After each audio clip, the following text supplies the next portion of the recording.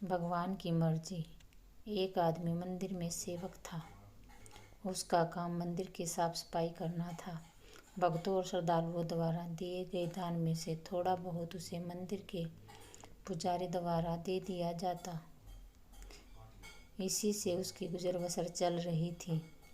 वह अपनी जिंदगी में बहुत परेशान और दुखी था।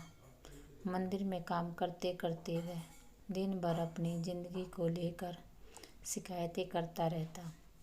एक दिन शिकायत करते हुए वह भगवान से बोला, भगवान जी, आपकी ज़िंदगी कितनी आसान है। आपको बस एक जगह आराम से खड़े रहना होता है। मेरी ज़िंदगी को देखो, कितनी कठिन ज़िंदगी जी रहा हूँ।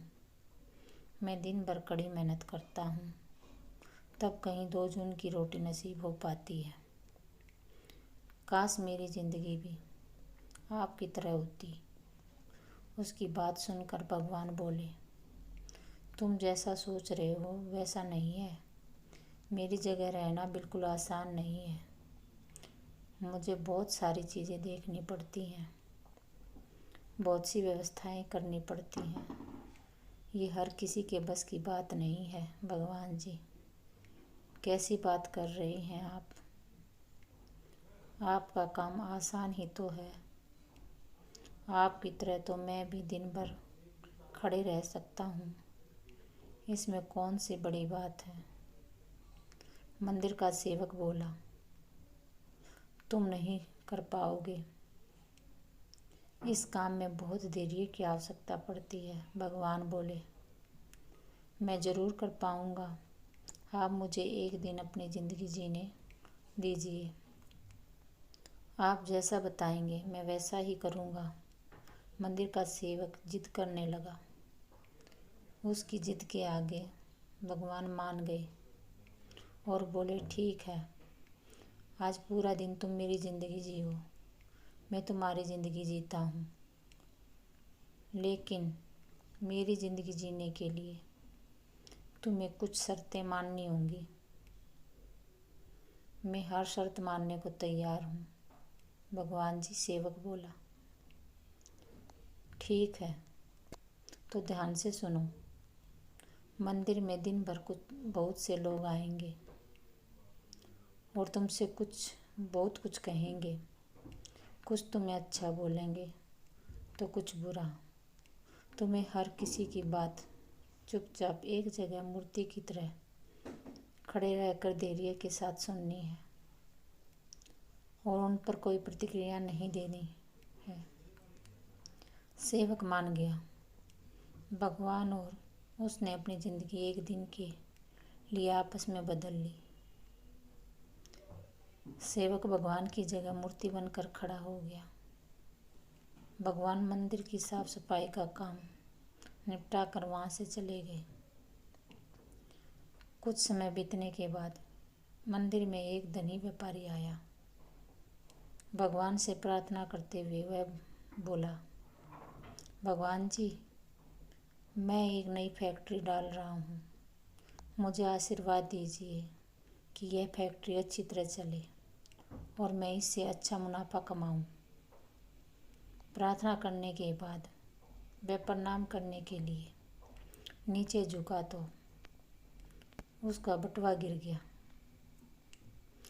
जब वह वहाँ से जाने लगा तो भगवान की जगह खड़े मंदिर के सेवक का मन हुआ कि उसे बता दे कि उसका बटुआ गिर गया है, लेकिन शर्त के अनुसार उसे चुप रहना था।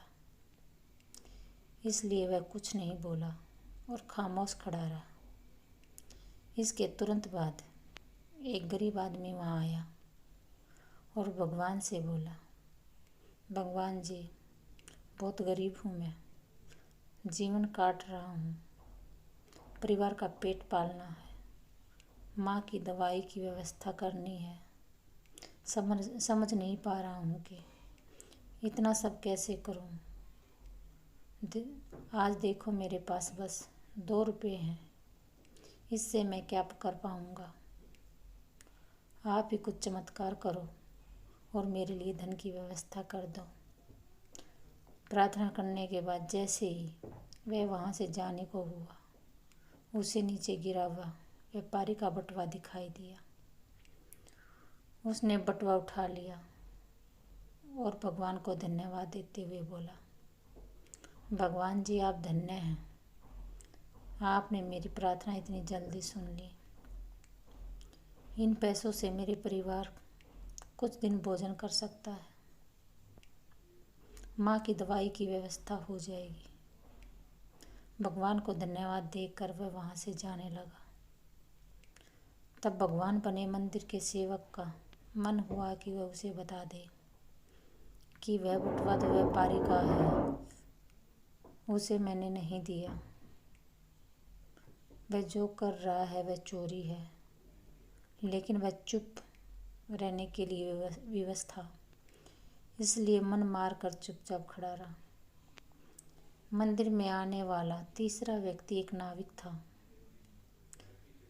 वह 15 दिन के लिए समुद्री जहाज पर जा रहा था, यात्रा पर जा रहा था। भगवान से उसने प्रार्थना की कि उसकी यात्रा सुरक्षित रहे और वह सकुशल वापस आ सके। वह प्रार्थना कर ही रहा था कि धनी व्यापारी वहाँ आ गया। वह अपने साथ पुलिस भी लेकर आया था। नाविक को देखकर वह पुलिस से बोला, मेरे बाद ये मंदिर में आया है, जरूर इसने ही मेरा बटुआ चुराया होगा, आप इसे गिरफ्तार कर लीजिए। पुलिस नाविक को पकड़ कर ले जाने लगी। भगवान बने आदमी को अपने सामने होता हुआ यह अन्याय सहन नहीं हुआ। शर्त के अनुसार उसे चुप रहना था, लेकिन उसे लगा कि बहुत गलत हो चुका है। यदि अब वह चुप रहा तो एक बेकसूर आदमी को व्यर्थ में ही सजा भुगतनी पड़ेगी। उसने अपनी चुप्पी तोड़ी और कहा, आप गलत व्यक्ति को पकड़ कर ले जा रहे हैं। ये बटुआ इस नाविक ने नहीं, बल्कि इससे पहले आए गरीब व्यक्ति ने चुराया है। मैं भगवान हूँ और मैंने सब कुछ देखा है। पुलिस भगवान की बात कैसे नहीं मानती। उनकी बात मानकर उन्होंने नाविक को छोड़ दिया और उस गरीब आदमी को पकड़ लिया जिसने बटुआ लिया था। शाम को जब भगवान वापस आए तो मंदिर के सेवक ने पूरे दिन का वृतांत सुनाते हुए उन्हें गौरव के साथ बताया कि आज मैंने एक व्यक्ति के साथ अन्याय होने से रोका है।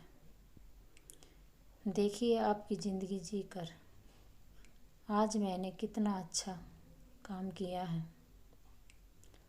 उसकी बात सुनकर भगवान बोले, ये तुमने क्या किया? मैंने तुमसे कहा था कि चुपचाप मूर्ति बनकर खड़े रहना, लेकिन वैसा ना कर तूने मेरी पूरी योजना पर पानी फेर दिया। उस धनी व्यापारी ने बुरे कर्म करके इतना धन कमाया है।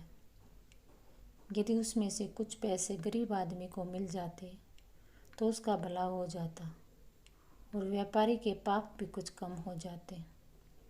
उस नाविक को तूने समुद्र यात्रा पर भेज दिया, अब वह जीवित वापस नहीं आ पाएगा। समुद्र में बहुत बड़ा तूफान आने वाला है। यदि वह कुछ दिन जेल में रहता तो कम से कम बच जाता। सेवक को यह सुनकर एहसास हुआ कि वह तो बस वही देख पा रहा था जो आंखों के सामने हो रहा था। उन सब के पीछे की वास्तविकता को वह नहीं देख पा रहा था। जबकि भगवान जीवन के हर पहलू पर विचार अपनी योजना बनाते हैं और लोगों के जीवन को चलाते हैं। इससे ये सीख मिलती है, हम सब भी भगवान की योजनाओं को समझ नहीं पाते। जब हमारे साथ कुछ गलत हो रहा होता है या हमारे हिसाब से नहीं हो रहा होता तो हम अपना धैर्य खोकर हम भगवान को दोष देने लगते हैं। हम ये नहीं समझ पाते कि इन सब के पीछे भगवान की कोई न कोई योजना छुपी हुई होती है। ऐसे समय में हमें भगवान पर विश्वास रखकर धैर्य धारण करने की आवश्यकता है। इसलिए चिंता न करें। यदि आपकी मर्जी से कुछ नहीं हो रहा तो इसका अर्थ है कि वह भगवान की मर्जी से हो रहा है, और भले ही देर से ही सही, भगवान की मर्जी से सब अच्छा ही होता है। धन्यवाद। अगर आपको ये वीडियो अच्छी लगी इसे लाइक करना, शेयर करना और मेरे चैनल को सब्सक्राइब ज़रूर करना।